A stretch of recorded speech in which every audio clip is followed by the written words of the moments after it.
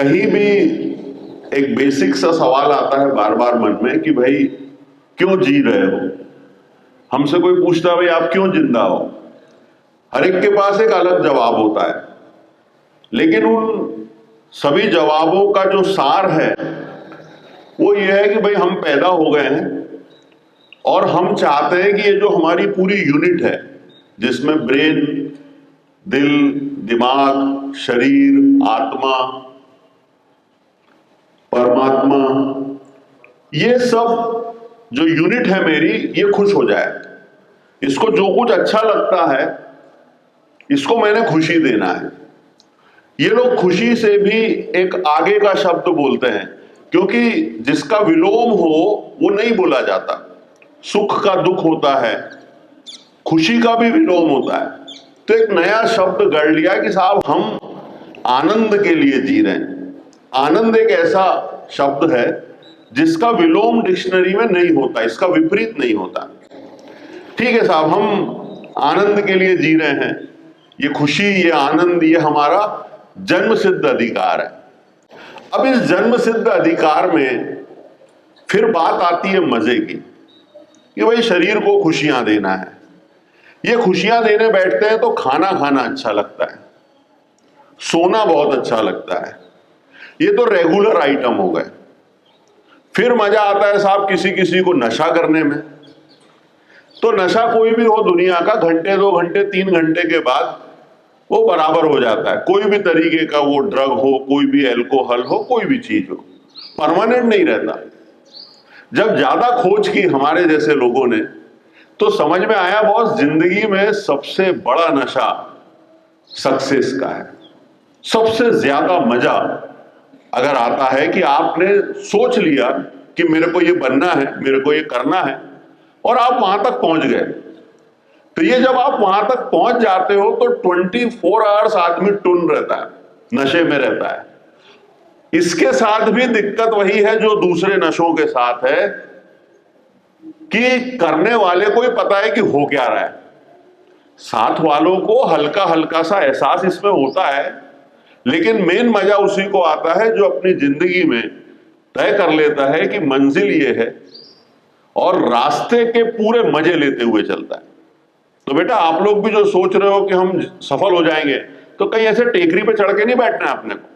सफल होने का मतलब है कि हम जो सोच रहे हैं, छोटा सा काम, इंजीनियर बनना है, डॉक्टर बनना है, सीए बनना है, मिलिट्री में जाना है, एनडीए करना है, बहुत छोटी सी कोई बात आप सोच के चल रहे हो, वो बहुत आसानी से मिल जाएगी। आपको थोड़ा सा उन लोगों का ध्यान रखना पड़ेगा जो पहले उस रास्ते से गए हैं। पेरेंटिंग में भी और टीचिंग में भी एक ही छोटी सी गड़बड़ है। इन लोगों को इनफाइनाइट पेशेंस रखना चाहिए, क्योंकि बच्चे को सिर्फ मोटिवेट करो, सिर्फ मोटिवेट करो, कर लेगा, कर लेगा, हो जाएगा, हो जाएगा, हो जाएगा। ऐसा करने से एक तो हम पॉजिटिव बने रहते हैं, बच्चे को बहुत अच्छा लगता है। कार में देखा है आपने, जीपीएस सिस्टम होता है, उसका फुल फॉर्म मालूम नहीं क्या होता है, ग्लोबल पोजिशनिंग सिस्टम। मेरे ख्याल से वो होता है गुरु पोजिशनिंग सिस्टम, जीपीएस। कभी आपने देखा है कि आपको इस झाड़ तक, ये ताजमहल तक जाना है, अब आप कार में डाल लीजिए, फिर पास में जाकर राइट मुड़ जाओ, तो वो इमीडिएट बोलता है कि ओके अब आप 300 मीटर दूर हैं, आगे से फिर लेफ्ट ले लो, फिर राइट। फिर मान लो आप ताजमहल के पीछे से आ गए और फिर आपने राइट टर्न मार लिया, तो तुमने कभी सुना है कि उसमें जीपीएस में से आवाज, एड़े वो सामने दिख नहीं रहा है तेरे को? ऐसा नहीं होता, ऐसी कोई आवाज नहीं आती। वो कंटिन्यूअस आपको उस मंजिल की तरफ बार बार बताता रहता है। आप एक गलती करो, 2 करो, 10 करो, 100 करो, 500 करो। तो मेरा पेरेंट से भी ये कहना रहता है कि भाई आप जीपीएस सिस्टम बन जाओ। बेटे देख, वो है मंजिल, ये है जाने का रास्ता, आप जाओगे फिर भटकोगे, कभी लेफ्ट ले लोगे, कभी राइट ले लोगे, ये सब होगा। तो बहुत शानदार चीज है जिसने भी बनाया जीपीएस सिस्टम। हमेशा जो मेहनत कर रहे हैं, जो परिश्रम कर रहे हैं, वो मंजिल तक पहुंचे ना पहुंचे, उनकी सफलता से फासले कम हो जाते हैं। आपने सोच लिया कि मेरे को एमबीबीएस करना है, मुझे एम्स में जाना है, हो सकता है आपको बीएएमएस मिले, हो सकता है आपको फार्मेसी का कोर्स मिले, लेकिन आप जा तो रहे हो, दिशा तो सही है। फार्मेसी का कोर्स करके भविष्य में लड़की हो तो किसी डॉक्टर से शादी कर लेना, अपना डॉक्टर बनना तय था घर में किसी ना किसी का, और अपनी मेहनत में कमी है, अपन अटक गए फार्मेसी में जाके, तो अपन आगे मैनेज कर लेंगे भाई, संभावनाएं अथाह है। अभी ये जो टॉपिक है मेरा कि साहब मैं योगा पे बोलूं, तो मेरी नजर में ये जो आप सर्कस करते हैं, हाथ ऊपर करो, पैर नीचे करो, सिर के बल खड़े हो जाओ, मेरे को नहीं लगता है कि जो दुनिया के प्रगाढ़ पंडितों में से, सबसे महानतम व्यक्तियों में से, अगर आप पूरे वर्ल्ड में आज तक के जो सबसे अच्छे ज्ञानी लोग हुए, परम ज्ञानी, 3 चुनोगे तो सेकंड पोजीशन पर आप पतंजलि को पाओगे।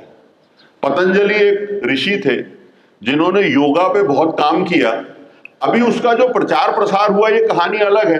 जो वो कह गए थे वो सिंपल कह गए थे कि बॉस योगा यानी जुड़ जाओ। जुड़ना मतलब अलाइनमेंट सही करो। अलाइनमेंट का क्या मतलब है? अलाइनमेंट का मतलब है कि मेरा शरीर कह रहा है कि मुझे प्यास लगी है, हाथ कह रहा है गिलास किधर है, वो ले जाके मुंह को दे रहा है, मुंह पानी अंदर डाल रहा है, ये अलाइनमेंट है।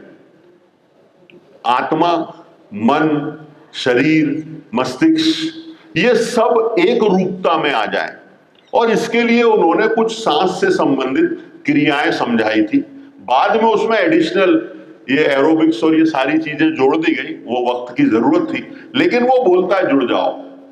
आपने घर में सुना होगा कि कभी भी कहा गया है कि भाई 40 दिन तक आप इस क्रिया को कीजिए, आप मॉर्निंग वॉक 40 दिन तक कीजिए। क्यों बोलते हैं 40 दिन तक? अगर आप किसी काम को 40 डेज तक कर लेंगे तो वो आपके शरीर में, मन, मस्तिष्क में एक इनर्शिया के रूप में जमा हो जाएगा, फिर आप उसको लगातार दोहराते रहेंगे। कोई उपवास करना है 40 दिन तक कर लो। ऐसे ही किसी की शादी होती है तो दोस्त उसको समझाने बैठ जाते, देख तेरी शादी हो रही है, आजकल बड़े शहरों में तुम हस्बैंड वाइफ साथ में रहोगे, शादी हो रही है, शादी के शुरू 4 साल में तेरे को बर्तन मांजना पड़ेगा, शादी के शुरू 4 साल में तेरे को झाड़ू पोछा घर में करना पड़ेगा, शादी के शुरू के 4 साल में तेरे को पेशेंस बहुत रखना पड़ेगा, शुरू के 4 साल में सुबह की चाय तेरे को बनाना पड़ेगी, शादी के शुरू के 4 साल में तेरे को ये, ऐसा बार बार दोस्त बोलते हैं। वो दूल्हा जो बनने जा रहा पूछता, भाई 4 साल के बाद क्या है? बोले तेरे को इसकी आदत हो जाएगी, तेरे को इसकी आदत हो जाएगी। तो ये योगा है, किसी का इनर्शिया बना दो। मैक्रोविजन एकेडमी क्यों हिट है? वो आलसी बच्चे, निखट्टू, बिस्तरों पे लौटने वाले, मोबाइल को अपनी आत्मा से ज्यादा प्यार करने वाले, उनसे मोबाइल छुड़ा के कह रहा है कि बेटा पत्थर की बेंच पे बैठ जा, कागज कलम दवात ला, लिख दूं सफलता तेरे नाम करूं, बैठ जा, कर मेहनत, जितनी कर सकता है कर। ये वो सिखा रहा है आपको। ये सीखने सिखाने की दुनिया में, जुड़ने की दुनिया में सबसे इंपॉर्टेंट है कि अंदर से प्यार निकलना चाहिए, और वो बेटा आपके इनफाइनाइट झरना है। मत किया करो नफरत, मत चिढ़ाया करो किसी को, मत धक्का दिया करो, मत किया करो। मैं बोल रहा हूं प्यार भरे बने रहो। प्यार भरे बने रहोगे, ईगो कम रहेगा, अहंकार कम रहेगा।